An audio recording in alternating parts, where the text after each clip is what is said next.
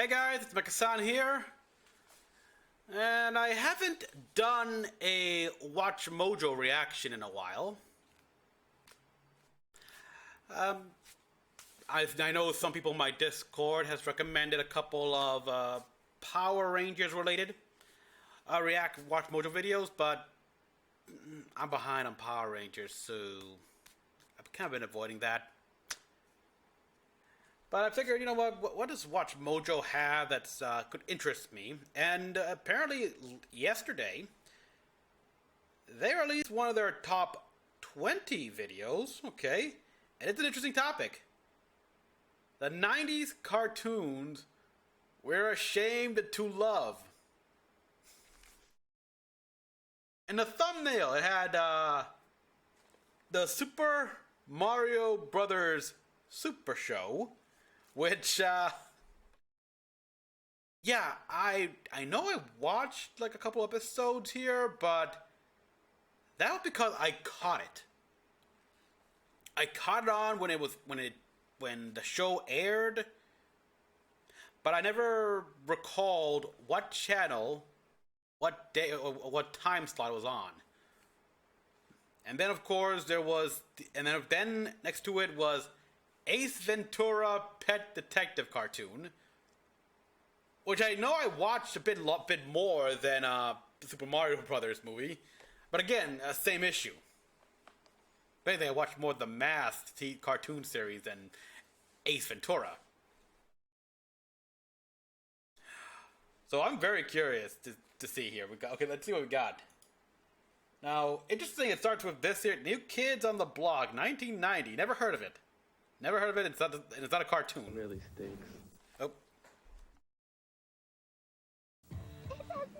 Welcome to Watch Mojo, and today we're counting down our picks for the animated series that began airing in the 90s with the worst combination of characters, writing, and overall production values. I know that's Dumb and Dumber. Oh yeah, never seen that. I knew about this, 20, but Family Dog. Family Dog began as a well-received short from Brad Bird, who later directed animated classics like The Iron Giant and The Incredibles on the anthology series Amazing Stories. The show itself came years later, and it was, well, a dog. I hate Sundays. It should be Mondays, you hate. I really don't. It follows a suburban family and their titular canine, Jonah, as they get into various shenanigans. But the family is deeply unlikable and needlessly cruel to each other and their dog, making for an animated sitcom that's more depressing than funny. Skip, walk the dog. Okay. God forbid I should have a moment's peace to read my paper. God forbid, wow. Didn't have much faith in it. CBS? During the typically dead summer months, and canceling it after only 10 episodes. Okay, if it was on CBS, then yeah, I would never have watched it. Oh my God, what happened? Number 19, Yogi. Did you Yogi. ever wonder what Yogi Bear would be like as a teenager and or a crime fighter? No, you probably didn't. I think I watched this. Next time, Cindy, let me do the figuring. But somehow that didn't stop this ill-conceived update. But I'm not surprised as well. Light. This show depicts. It ain't surprising here. Like 90s, there was kid versions of a bunch of characters. Tom and Jerry kids, the Flintstones kids, Muppet Babies. Which I watched that. It's the famous Ursine. I watched a young detective alongside a young detective. Other faces from the world of Hanna-Barbera. Now that's what I call Huckleberry Hound. manners. Which I know Me Too TV Tunes is now, they started, but they're not here. Not here in Puerto Rico. I could try the TV app, but it hasn't appeared there either. In the theme song alone, the attempt to pander to youth culture is so blatant. Yeah. Asking, how do you do, fellow kids? Audiences said no to Yo Yogi, and really, can you blame them? Yeah. Number 18. Dated. Stressed Eric. It's one thing to have 1998 to a protagonist 2000. in an animated sitcom have times of difficulty and overwhelm, but when it's their default mode, it's just not enjoyable. Just remember, you've got to be calm today for Brian's sake. It's his day. Oof. That's the case of Stressed Eric, about a frazzled middle-class London father trying and failing to keep it together. Though the show does manage to convey how anxiety manifests, watching more than a few minutes can feel suffocating without any greater purpose. I mean, you were your mother's funeral. Yeah. is this London cartoon or something? 'Cause never. Right.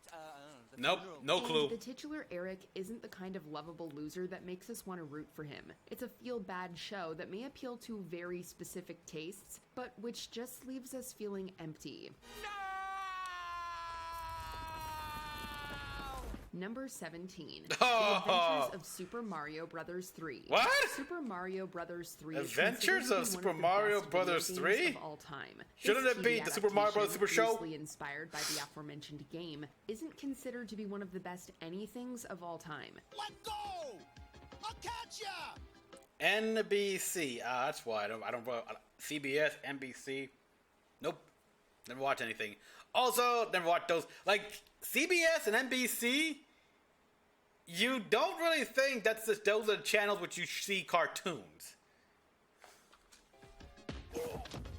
Oh, they caught ya. Nice catch, Mario. Its predecessor, the Super Mario Bros. Predecessor? Super Show, was no masterpiece, and this one is even worse. Though Wait, I'm confused. There was an actual sequel, cartoon sequel to the Super Mario Bros. What? it takes cues from the Maybe game, that's the one I such as saw. Power-ups. That's not enough to make up for the shoddy Maybe that's the animation, one I saw then, irritating I don't- characters, and overall lack of creative spark. I'm the king here. I'll decide what land we're gonna take over. You're not taking over any land, you Bowser Koopa. What? Mostly, it feels like a reminder of all the better things you could be doing with your time. Like, for instance, just playing the actual game. Insist it was all my fault, brother. Well, I insist it was all mine, brother.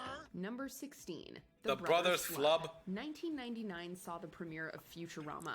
Heard of this thing, this group, this cartoon, multiple times, never saw it. It also saw the premiere of The Brothers Flub, which has a markedly similar premise. People talk with about much this. worse I've seen people talk about this in other videos, like these are delivery guys or something like that. But don't you think it's kind of icky to run around wearing dirty clothes? Following a pair of alien Yeah. brothers and couriers as they Courier, travel exactly. through the universe. Yeah. It's the rare 90s Nickelodeon cartoon that seems Nickelodeon, to have wow. inspired no nostalgia in anyone, except maybe memories of changing the channel minutes into an episode. Did you hear something? Yeah. The ordinary. Crass, loud, and generally unpleasant, The Brothers Flub could have just as easily been called The Brothers Flop. Party's over! Get back to work! Number 15, Wish Kid? You can probably 91. make an educated guess about who voices the titular Wish Kid, Nick Oh. McClary, Oh. just by looking at him. Oh, Just a minute. I can be a real pilot. The success of Home Alone led to an attempt at making Macaulay Culkin into Macaulay. a star in animated form Okay, as well, that makes and it didn't sense. exactly work out. I wish I was principal. I wish I was principal. I wish I was principal. The premise is that Nick has a magical baseball glove that can grant wishes once a week, which predictably Once a week, backfired. yep. The repetitive plot lines aren't helped by Culkin's clear lack of experience with voice acting. Oh, Frankie, I just had to buy you a little something that reminded me of you. A decade later, the Fairly Odd Parents took a similar premise to much better results. Uh-huh. Number 14, Little Shop. Don't get yeah.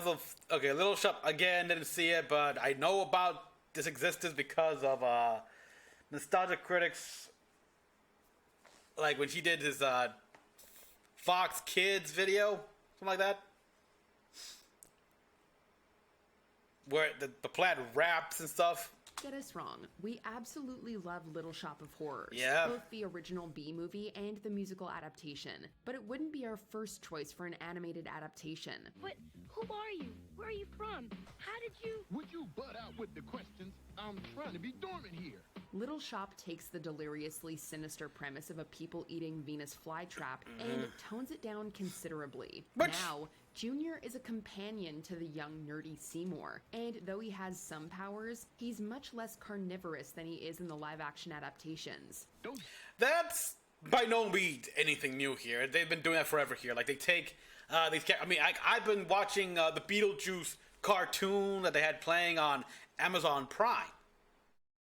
Like, on Cartoon Rewind. And, yeah, after going from the cartoon, going from the movie into this, like, they tone it down. While Beetlejuice is clearly a lot more powerful, he's a man-child, like to do pranks here, and he's not, like, trying to kill people or anything like that. He's trying to marry Lydia. Oh boy, but he's just a man-child, a man-child. That's it. So the fact that they do this, well, they took a much more topic of man-eating Venus flytrap and turned it into this. Nothing new. Just sit there like a piece of moss. Let's go to the grocery store. We know that compromises need to be made with adapting things for kids, but Little Shop just feels like a generic cartoon, rather than the gleefully twisted horror comedy that inspired it. Sounds pretty sappy to me. Number 13. Pro Stars. What? Some athletes excel in their chosen sport so much, they're likened to superheroes. Then, gentlemen, there's only one thing to do. What?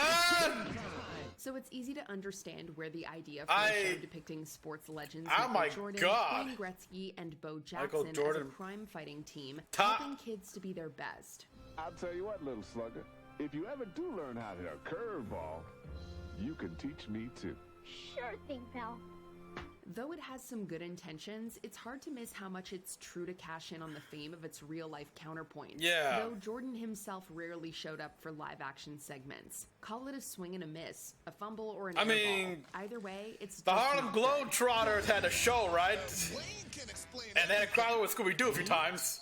Me? Number 12. Pinky, Elmira, and the Brain. Now this one I don't... How can I not know this one? I tried. Like, I tried, but the whole thing was that Acme Labs closed down, Pinky and the Brain were homeless, and... It's a whole thing where they tried, but no. It's just, Elmira does not work as any form of lead. Though many have fond memories of watching Tiny Toon Adventures and Pinky and the Brain, the nostalgia is not the same for this crossover. Are we going to take over the world before or after our Bathy-Wathy? Right.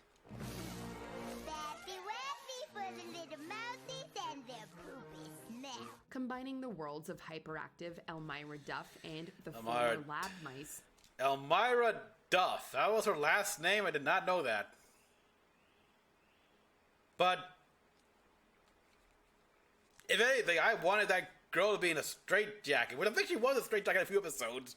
She's a freaking hazard. I mean, just her cleaning her house was like, oh my god. This show came from meddling studio executives trying to make the latter series more of a sitcom. The creators didn't hide their frustration with the situation, even referencing it in the theme song. Why bother to complain? Why bother to complain? And animation are still on point. But why waste so much time and talent fixing something that was perfectly good as it was? It's what the network wants. Why bother to complain? I got the earth remains of gold. Some things they can't control. Yeah. Pinky, Elmira, and the Brain. I deeply resent this. Yeah, Caillou. Caillou didn't dominate the 90s like he did the 2000s, but he was introduced in 1997, and many wished they had never gotten to know him. Mommy! Based on a series of children's books, it's about the titular 4-year-old boy as he makes his way through the world. That's a fine premise in theory, but what bothers so many about this is how the titular character will act immaturely without being corrected. I don't want to be late for the circus. The circus? Oh no, Caillou, that's not today. The circus isn't till tomorrow. No, it's today. I got all dressed. It's today. This is is not ideal for a show watched by impressionable children, and over the years, a strong backlash against Caillou has formed. While he's not always insufferable, it doesn't make up for the times when he is. Caillou, why did you do that to Rosie? Yeah, I heard of Caillou, never seen it or anything like that, but yeah. It seems like, one of those things where it didn't age well as standards and such evolved, if you will. And devolved in some areas, I guess. I don't like Rosie. Number 10, The Wacky World of Tex Avery. In what was meant to be a heartfelt tribute to the man behind numerous Looney Tunes, the ill-fated anthology series The Wacky World of Tex Avery instead turned out to be an awful Animaniacs-inspired travesty. Okay, I think I recall this. Although featuring some of animation's best voice actors, such as Billy West, Maurice LaMarche, and Cree Summer, the show contained none of the iconic characters Tex Avery turned into cultural icons. Cause look at the Wacky World. I think, Wacky World. I did remember seeing. I think I saw a few of them, but mostly I remember like an older one where they show a bunch of Tex Avery highlight here. Tex Avery, I got him, something like that. Tex Avery without like a caricature of Tex Avery going through some silly things, but like getting this thing's predecessor, but. I don't know. And focused on a lackluster and downright insulting caricature of the legendary animator himself. I have just invented the dinosaur trap! Airing for 65 episodes between 1997 and 1998, a full 65 episodes after Avery's death, Ooh. we're just happy he wasn't around to witness it. Thank you. Don't mention it. Number 9, The Man. Oh, come on. Series. Oh, no, screw you. I like this series. I'm sorry. I didn't like this series. Cashing in on Jim Carrey's successful turn as the green-faced anti-hero, the Mask animated series proved to be an inferior continuation of the 1994 box office smash. Yes. That's a spicy meatball. Oh, we know so many parts like, our love is like a red, red rose, and I am a little thorny. I don't know. I like the cartoon. I liked it. Following more along the lines of the gritty comic books that the film was based on. Well, not exactly. No gritty. The titular character left much to be desired. I don't know.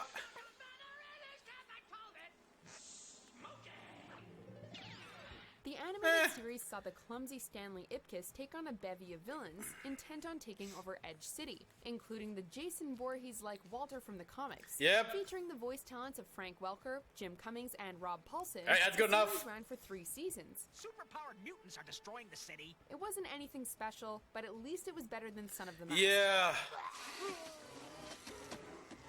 Number 8, Fish Police. Oh! Never saw that. I heard it. It's like, what? How many episodes you had? But you had freaking Ed Asner. Ed Asner, may he rest in peace. He was Hudson, Cosgrove, and everything. Like, oh my god. Genre of anthropomorphic creatures in Teenage Mutant Ninja Turtles and DuckTales, the 1990s tried their best to up the ante, to a greater or lesser degree. I said Inspector Gill, not Inspector Gills. I'm a cop who's a carp. Case in point, the hilariously absurd Fish Police. Running for only 1 season in 1992, and consisting of 6 episodes. 6 episodes? Big guns, literally. Yeah. With depictions of street violence, mature themes, and a noir-inspired storyline. Which you say all that, it's like, how have I never seen this cartoon? Don't pull the trigger, my dear. My tentacles are clean. The show also featured some heavy talent with John Ritter and Tim Curry providing voice work. Not surprising. I mean, Tim Curry, he was everywhere in the 90s. I mean, going back to the Mask here, like, I believe let's see, I'm gonna go back here. But I'm pretty sure Tim Curry voiced this character in the Mask, if I remember right. So yeah, unsurprising. He did a lot of voices. Tim Curry did a lot of voices. I mean, he was in freaking the Cowboys of Mombasa, which I never seen. But again, it's not a critic video about that he brought them up, and yeah, Tim Curry was there. Tim Curry got a lot. He got a lot of voiceovers.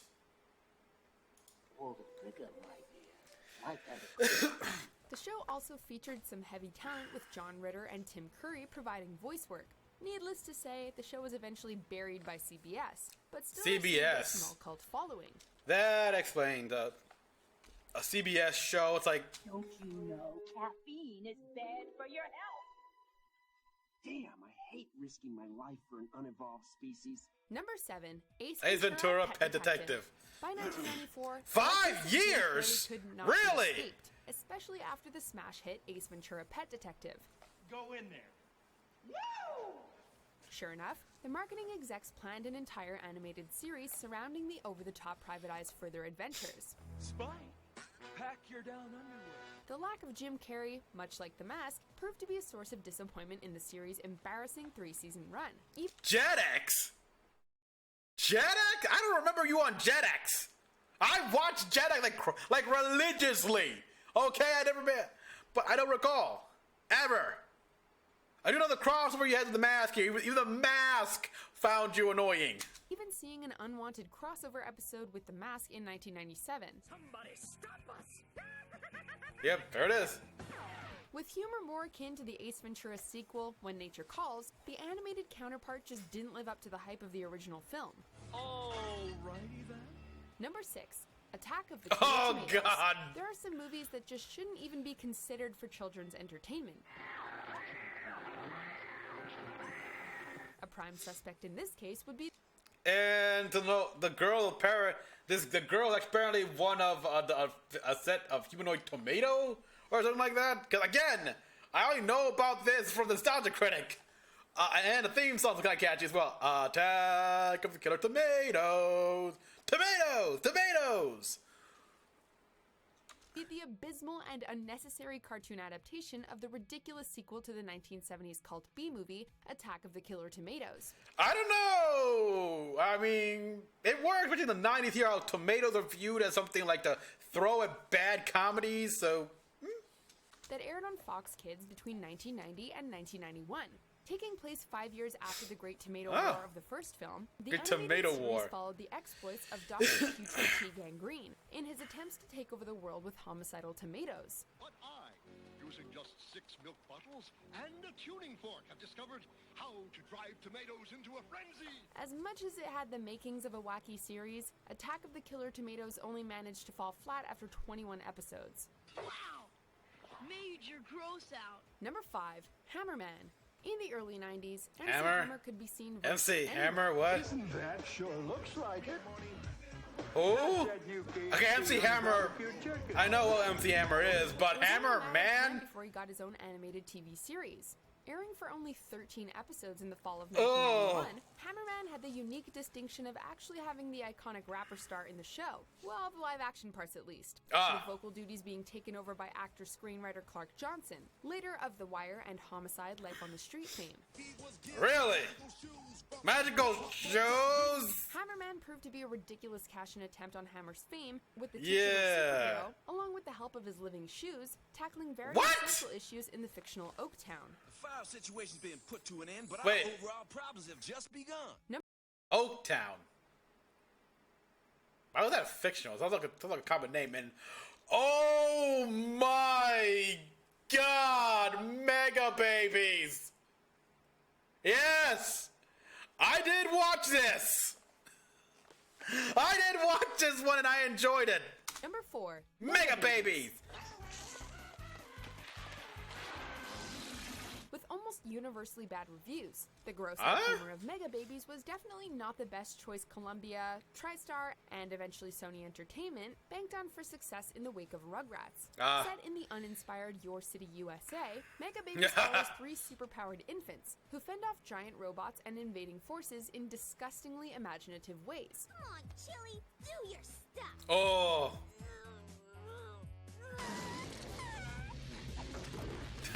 Featuring plenty of surrounding feces, snot, and other bodily fluids, Mega Babies sure did redefine the use of the term gag. I'm as scared as a little Oh, you should.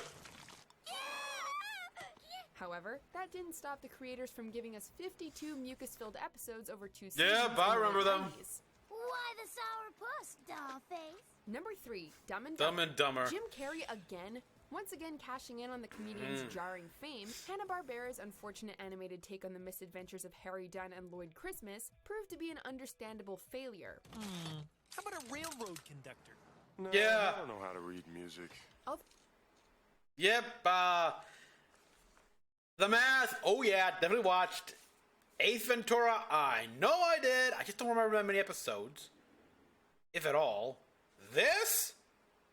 Never, ever. Although future SpongeBob SquarePants stars Bill Fagerbach and Tom Kenny provided voice work on the Dumb and Dumber animated series, the child-friendly approach to the show clashed with the source material's adult-oriented toilet humor. We're just glad they never animated the movie's famed diarrhea scene for a child audience.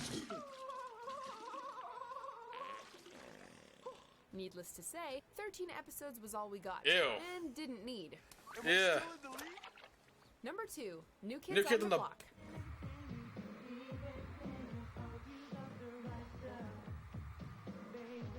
Nope. Easily one of the hottest groups around in the late 80s, the New Kids on the Block ushered in the 90s with a forgettable cartoon series. Of course. Alright, I'm just gonna get copyright block. I don't know. I'm gonna probably... Cameron, the New Kids on the Block show only featured the famous boy band in live action sequences, handing off the voice work to other actors for Never heard of these guys, ever in my life. Sorry, guys, I got a plan. If it's anything like the last one, Joe, I'd rather get caught. After a lackluster 15-episode season in 1990. renewed New Kids on the Block for a second run. Gee, which let no any duh. cartoon enthusiasts heave a sigh of relief. Where's Jonathan? This video's already behind schedule. Featuring bad animation, lack of humor, and boring plot lines, the team of Jonathan, Jordan, Joey, Donnie, and Danny should have just stuck to the stage. Let me guess, this is like CBS or NBC. Don't wonder they probably didn't see it. Before we continue, be sure to subscribe to our channel and ring the bell to get notified about our latest videos. You have the option to be notified for occasional videos or all of them. If you're on your phone, let's see the last one. Your settings and switch on notifications. Number 1, The Brothers Grunt. In one of the most bizarre cartoon series Never heard of this one. MTV standards. The MTV. Fans a run for their money. Yeah. It followed a group of fraternal, underwear-clad, cheese-eating, walking-talking boil-like humanoids grown off their creator's back that are in search of their lost brother. Okay. Your brother, Barry. So, MTV, that explains why I never heard of it or seen it. And that doesn't even factor in the various bodily fluids being splashed around everywhere. The less said about the series, the better. With a nearly unanimous negative reception, the horrific Canadian television series has never been officially re-released since its cancellation after 35 episodes in 1995. 35 episodes?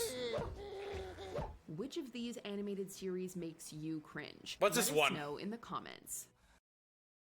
Capital Krillers, ABC and Cartoon. Okay, Cartoon Network when on Cartoon Network? Exactly, the time slot, I mean, because... Talk about a rush! Did you enjoy... Few, obviously, look, The Mask, watched, enjoyed, even Mega Babies, like, yeah, I saw. But I look at Fish Police, it's like, I'm kind of curious about that one. And I did not even know the Super Mario Brothers, like, technically... new series after the Super Show. That was a shocker. And I am kind of curious about the Attack of the Killer Tomatoes cartoon, but yeah, the ones, and of course Pinky, Elmira, and oh boy. Again, I watched that series, but it was more out of commitment because it's Pinky the Brain. And I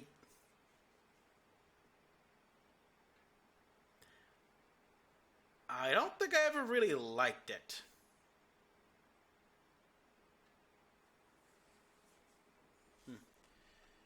It's disappointing.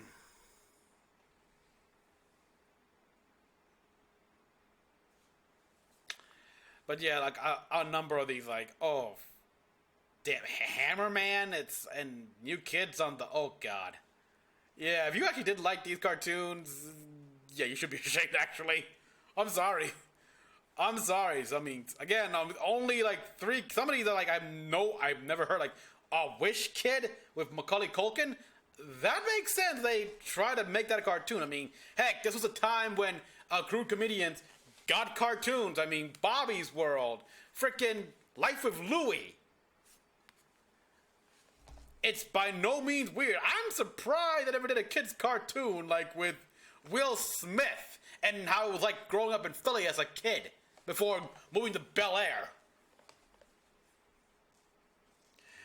Oh god. So everyone, thank you for watching.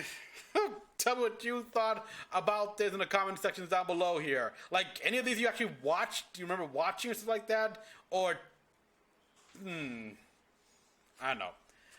Like and subscribe for more. Till next one, this is Mecha-san. See you guys next time.